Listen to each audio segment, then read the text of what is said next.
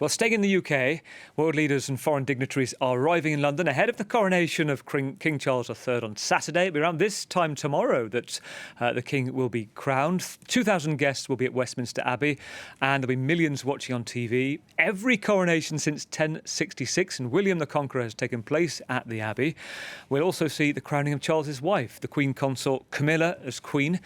Now, the popularity of the royals has waned, according to the polls, since the death of Queen Elizabeth, but the majority still appear to support a monarchy. Well, I want to bring in an expert on this and talk to Quentin Peel, who's a senior research fellow at Chatham House. Quentin, it's been described to me that what people are about to see around the world, because let's face it, not many of us are old enough to remember the last coronation, it's a kind of marriage between the king and the nation. It is really, because I think King Charles was quite well described the other day as not a head of state, more a head of the nation.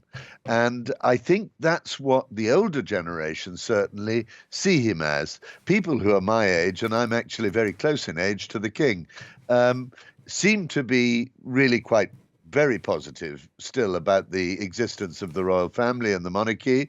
Over 70% think it's a good thing.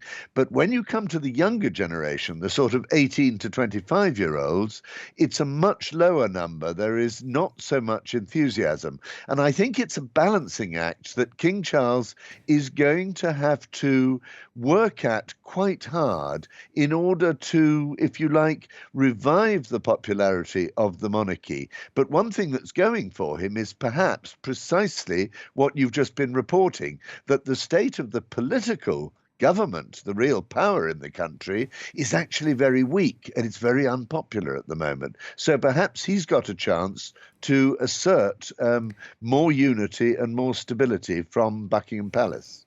We'll see this touch of the archaic with touch of the modern. And you'd have been, if I'm right in saying, only a 4-year-old lad back for the coronation in 1953, if I'm right in saying, for the Queen Elizabeth II. It's going to be different this time. Back then, there were earls and marquesses and their fineries, there were tiaras out of the bank vaults. This time, they're placed on the seats in the Abbey, lots of NHS workers, lots of charity workers. The finery of people in there might not be quite the same. A more modern occasion.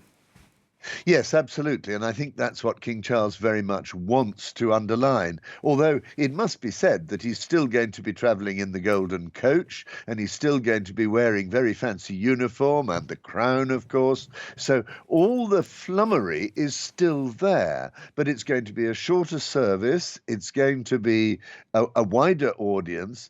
But it's still very controversial because it was just announced a week ago by the Archbishop of Canterbury that everybody would have the chance to make an oath of allegiance to the king, whether they're sitting in their sofas in their sitting rooms or wherever they may be. And that's actually gone down rather badly. I think people have said, what is this all about oaths of allegiance? It's very medieval. Surely the world has moved on. So it's really quite a delicate balancing act all the way. It's a very good point, Quentin. Can I ask you something that it's been raised to me, which is we are going to see Queen Camilla from Queen Consort Camilla. Now, go back to the 90s. This was somebody that Princess Diana, the late princess, described as a Rottweiler in the relationship with Charles. An emergence that maybe a decade ago, few people seemed to see this. Give us a sense of perhaps surprise, perhaps the planning from Buckingham Palace to allow this to be almost seamless. Yes, I think the palace has been working very hard, really, on improving the image of Queen Camilla, as we'll have to get used to calling her, because the memories of Princess Diana are still very real to an awful lot of people. She was very widely loved. And I think there's a suspicion about the new queen that somehow she let the side down. And that came out very much in the recent biography of Prince Harry, which has certainly created some waves and created a difficulty for King Charles and his queen. I think that it's again, this is the soap opera side, really, if you like, of the whole occasion. That it's a family like any other that has stresses and strains within it. But of course, if they're going to be seen as the monarchy ruling over the nation, albeit without much power, then I think that they have to somehow heal the wounds within the family, just as they seek to heal the wounds within the nation. Quentin, great to talk to you. Quentin Peel, a Senior Research Fellow at Chatham House.